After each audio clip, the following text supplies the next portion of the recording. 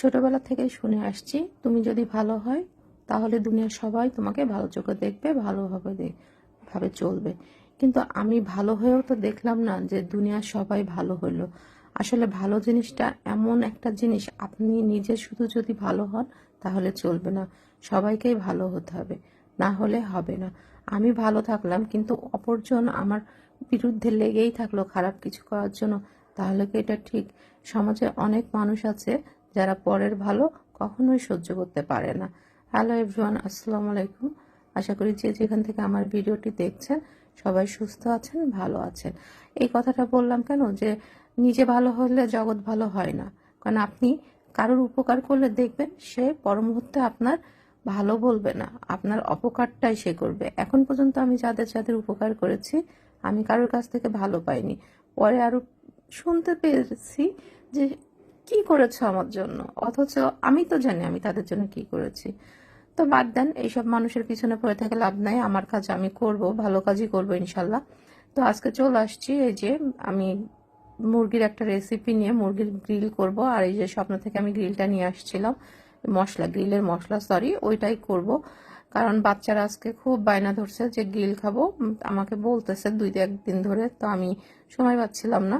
তো আজকে ভাবলাম যে ঠিক আছে, আজকে সন্ধ্যাটা যেহেতু ফ্রি আছি তাহলে ওদেরকে একটু গ্রিল করে দিই।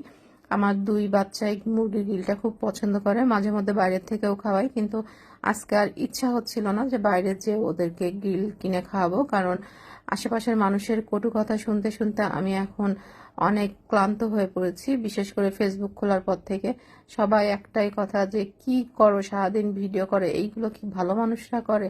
আর এইগুলা শুনতে শুনতে আমার কান পচে গেছে। এখন আমিও চালাক হয়ে গেছি অনেক।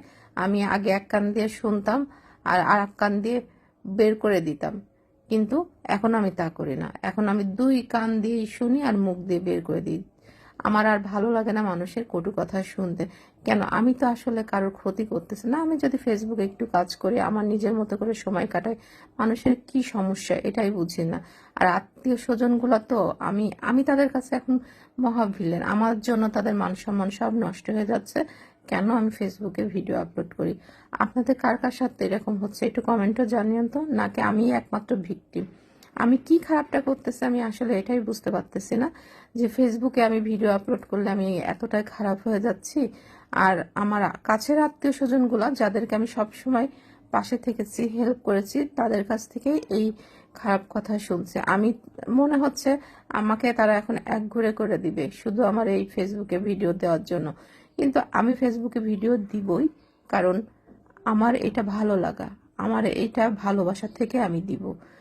তো আপনাদের যদি আমার ভিডিওটা ভালো লেগে থাকে প্লিজ লাইক কমেন্ট